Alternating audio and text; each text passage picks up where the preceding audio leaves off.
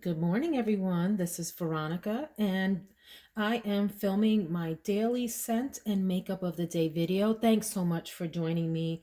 I wanted something clean and fresh and uplifting today, and I am reaching for one that I was reminded of by Ange at 50 Cents UK. If you haven't checked out her channel, go see her. She's so enthusiastic about the fragrances that she loves.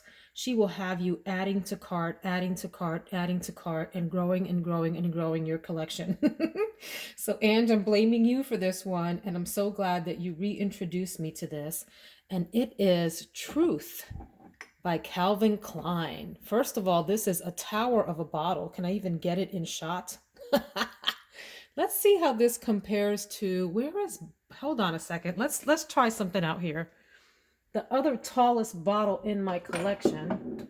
Who wins? Who wins the height game? Oh my God, they're really close. This is Body by Burberry Body. Just almost this one, Burberry Body has this one by like maybe an inch or so, but they're both super duper tall bottles. Anyway, I am getting off track here already, and we just started the video. So this is Truth by Calvin Klein. It's been around for quite a while. And what I like about this fragrance is that I went through this phase in my life where I really loved citrusy, clean fragrances that smelled like grass. The fresher and cleaner it was, the more I loved it. For example, for years and years and years, I wore Ginger Essence by Origins, and I still have that in my collection and enjoy it quite a bit. I wore fragrances like that were on the very fresh side. And in fact, if it was gourmand or sweet, I hated it and thought it was too much. So obviously, as you get older, your tastes change, your nose changes, your preference changes, and that's fine. That's all a part of life and enjoying new and different variety of scents. The same thing happens with food. As you get older, what you like to eat changes and all of that. So that is just the way that it is. But I never started to dislike citruses and clean, earthy, green fragrances. They always still remained with me. I just kind of grew the repertoire, if you will, of fragrances that I enjoyed. I don't even know if that's a proper use of the word repertoire, but I know that you will forgive me if it's wrong, and let's keep rolling with it. So, Truth by Calvin Klein, main accords, citrus, green, woody, and floral. According to Fragrantica, it's an amber woody fragrance. It was launched in 2000, so you're 21 years old already. Oh my gosh, I can't even believe that. And let's see here. The top notes are bamboo, vetiver, bergamot, lemon, and patchouli. So, right when you spray it, you get this nice burst of freshness. It's that beautiful scent in the air right after a lawn is mowed, but not quite that literal of like green, fresh cut grass. It's almost like an interpretation of that. Did anyone wear Gap grass? Didn't the Gap, like the store Gap, didn't they make a fragrance called Grass in a little green bottle, or the juice was green or something? I remember wearing that distinctly and really liking that, but it was very sharp and kind of fake smelling in terms of like the chemicals, but it was a really literal interpretation of fresh cut grass. Almost too much, too green, too sharp. This is a softer, prettier, lighter interpretation of that same fresh, wet, earthy, fresh cut grass smell. And then the middle notes are lily, peony, sandalwood, mimosa, silkwood blossom. What the heck is a silkwood blossom? And blackberry. So it does soften up in the middle and become slightly more floral, but you still have that freshness and that greenness coming through. And then the base notes are musk, vanilla, and amber. And the description is Truth is an elegant perfume built on the contrast between the notes of cool, fresh grass and the warmth of a woman's skin. Now, I got the grass out of this before I read the description, and I tried to sample fragrances before I read at least how I'll read notes and whatever, and I'll read a lot of reviews, but I try my best to sample it before I go back and then read how the perfumer describes it, because I want to see if I pick up what they intended me to pick up. So yes, I did get the grass there. So it goes on to say simple and natural, clean and fresh, just like a brook among the fresh green summer grass. I love it. This is a really nice fragrance for someone like me, a throwback to that time when I loved citrusy, clean fragrances, and I still love them. So it kind of takes me back, makes me feel youthful. This is a fragrance that you can wear around other people without being worried about having a cloying fragrance or offending folks or feeling like you're suffocating other people. Just bright, happy, clean. It's not overpowering. Sorry for shaking the camera. I'm trying to get a good sniff of myself, you guys. I have layered it at least on my hands with, I think it's the spearmint. Hold on, let me check that out. Yeah, I have the stress relief cream from Bath and Body Works, the eucalyptus and spearmint, on my hands to kind of play off of the clean notes in here. And that's fine. I don't really think it needs layering. On the parts where I did not layer it with the cream, it just has that beautiful, fresh, like I said, clean grass smell. Have I said the word grass enough? Have we counted how many times I've said it? It's at least 12. So that is the scent of the day. Truth by Calvin Klein in this tower of a bottle. Look at this thing. This thing wants to get noticed and it wants to stand out among your collection. So thank you, Ange at 50 Cents UK, for reintroducing me to this gorgeous fragrance. And let's go check out the makeup of the day. By the way, I meant to say that Truth is one of those fragrances that you can feel comfortable overspraying because it's never going to feel like too much. It's just not like that thick, overwhelming, dense fragrance that's going to overpower a room. If anything, it will leave a very nice trail of freshness around you. I really, really enjoy that scent. So here's my makeup wardrobe of the day. We're bringing back out Naked 2 from Urban Decay, which is an OG palette. It came out right after, I shouldn't say right after, but hang on one second, let me grab the original. The original Naked, this is like the OG big palette. When this thing came out, the makeup world went bananas because it was one of the first bigger palettes. Before that, you mostly got 3 pans, 4 pans, maybe 5. If you got 6 palettes, you were going crazy, you know. And maybe there were companies that were making other bigger palettes, but this was one of the big ones that got a lot of fame when it first came out. And so this really started the big eyeshadow palette craze. Then Naked 2 came out and everybody went bananas. And then Naked 3 came out and people were in heaven, especially if they enjoy these more pinky toned eyeshadows here. And then since, of course, Urban Decay has created a whole line of other palettes that are part of this line. So we'll talk a little bit about this. I do want to mention that yesterday I tried for the first time the Hourglass Unlocked Instant Extensions Mascara. And I said that I thought it was a tubing mascara, and I still can neither confirm nor deny that. I need to go do my research on this before I confirm that. But I do think it did well. I really enjoyed it, and it came off pretty easy at the end of the night. So maybe, I don't know, I have to look that up. I will continue to do a little bit of research for you guys, but I can recommend this. This is a nice one. So I'm going to try it again today. I did, by the way, put out 2 videos recently, a Sephora recommendations part 1. And then last night I loaded a part 2. So I hope you will go check those out. Between the 2 videos, I've covered all of the face-based products, like all of your foundations, concealers, primers, and such.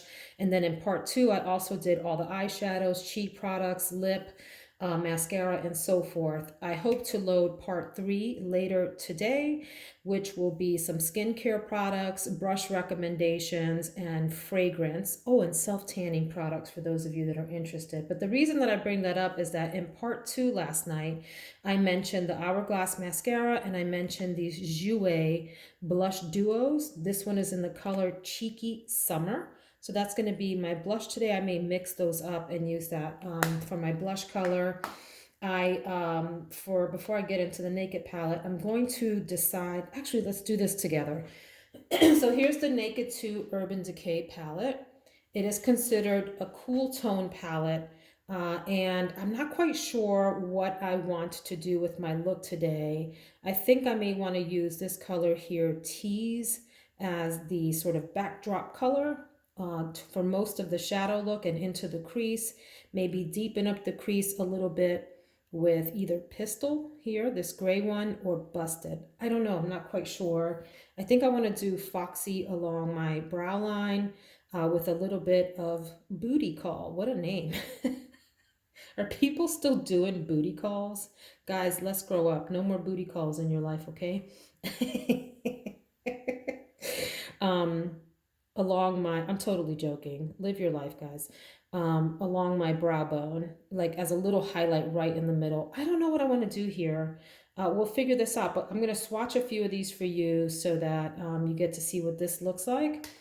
And by the way, when this came out, it was original. Now there are like 598 palettes that have this kind of color story. But listen, this is the OG Naked 2, my friends. It is what it is, right? And then for lip, depending on how the eye look comes out and how deep it is, I want to use the Urban Decay 24/7 Glide On Pencil in the color 1993, which was the year that I graduated from high school and made my way over to college. And then for lips, depending on the eye, I have out here from MAC, their Retro Matte Lipstick line, the color 708 Bronx, like Bronx, New York, which is where I'm from. Isn't that gorgeous? And it's this beautiful, thick matte formula. I love that color. And it's matte, or I also have, oh my gosh, what's with the Booty Call? And this one is called, then there's the Tease. What else we got going on here, y'all? So this color is called Sex Pot from Bare Minerals. Lord. Okay. This is a creamier formula and a little bit warmer. It's really pretty on the lip. This nude, super, super nude lip. But it's creamier. So one is matte and deeper and more cool tone. This is a little bit warmer and definitely has a creamy finish. So I'm not sure what I'm going to do. Or I will put this all over my lip and put this in the middle, like just to pop the middle of my lips forward. So we'll check that out. I always post my pictures on Instagram at Veronica Says All. So I encourage you to check me out there. Join the fun on Instagram. We have a big old party over there, checking out each other's pictures and hyping each other up, you guys. That's what Instagram is about. It's a lot of fun. So anyway, I hope you'll join me there. But let's talk then more about this palette. Let me swatch some of these colors and maybe get some inspiration for today. Foxy, this color over here, is misbehaving today. There you go. Not the most vibrant color in the world, but it does give you a little bit of brightening up. Let's do Half Baked, which is one of the favorite colors out of here, and rightfully so. Look how pretty that is. I wonder if I'll go for a gold look today. I'm not messing with Booty Call, you guys. I can't do it today. Let's do Tease. Booty Call just is one of those terms that people used in college that I find so juvenile. So juvenile. Let's do Suspect over here. Ooh, that's pretty. Maybe I'll do these two colors, Tease and Suspect. Now watch me go a whole different direction, you guys, just because I gotta be difficult, right? That is super cool tone, beautiful Pistol. Really, really like that. Hold on, let me clean off my little fingertips here. Verve. Verve? Is that how you say that word? Okay. And what are you called? YDK. What does that stand for? You don't know? You don't know. That's pretty. And then finally, let me do Busted over here. That's almost like brownish, a brownish black. It looks kind of purpley in the pan. You see that? I'm not always a huge fan when the color in the pan isn't how it translates on the skin. It makes it kind of hard to know what you're messing with. I think I'm gonna do these two colors, that in the crease, that on my eyelid, and maybe this little YDK. So what is that? We got T's in the crease, we got Suspect on the lid, and we have YDK, you don't know, in the maybe the middle of the lid, or maybe even this one, the Verve, on the middle of the lid for a little pop. What do you think, guys? What do you think? And with this combo lip over here, we'll see. Anyway, so that is, ooh, before I go, can I talk about one more product? Will you hang out with me? I'll talk about one more. Yesterday, I finished the cousin of this setting spray. This is the Catrice Prime and Fine Dewy Glow Fixing Spray. I finished the matte version of this fixing spray yesterday. I don't finish products often, so when I do, it's like a little celebration. If you watched, I think it was the video that was called Things That People Say to Perfume Collectors, or questions that they ask perfume collectors. In that video, I talked about the fact that I'm not a person who feels compelled to totally finish a product. I feel like I get my money's worth if I have enjoyed the product and used a substantial amount. But it is nice though when you finish a product. There's something satisfying about that. But so anyway, I finished the other one of this, the one in the clearer or more gray packaging, and I'm going to repurchase that because I liked it so much. So quick question for those of you that made it to the end of this video.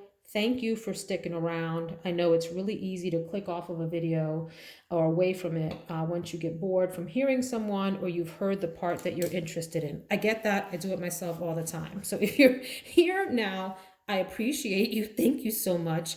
And will you please answer one question for me? Would you be interested in seeing an Empties video? You know those videos where people have collected the carcasses the empty containers of the products that they have used and give you their impressions once they've gone through the whole thing. There's something about those that feels really weird to me, like kind of scavengery, flea market-ish, but I'm also heavily intrigued by them and I watch them. I kind of enjoy them, but I've collected my empties to see if anybody is interested. Are you? If so, I will be happy to do one. I just don't have a sense whether people think that that's like a played out, idea for YouTube and they're kind of sick of that and think it's just gross and weird to look at people's empty products. Let me know. I'd love to hear your thoughts. That's it for today, guys. I hope you enjoyed my bantering and yammering and yada, yada, yada, and that you have a fantastic day. Please subscribe if you haven't already, and I will see you in the next video. Take care, friends.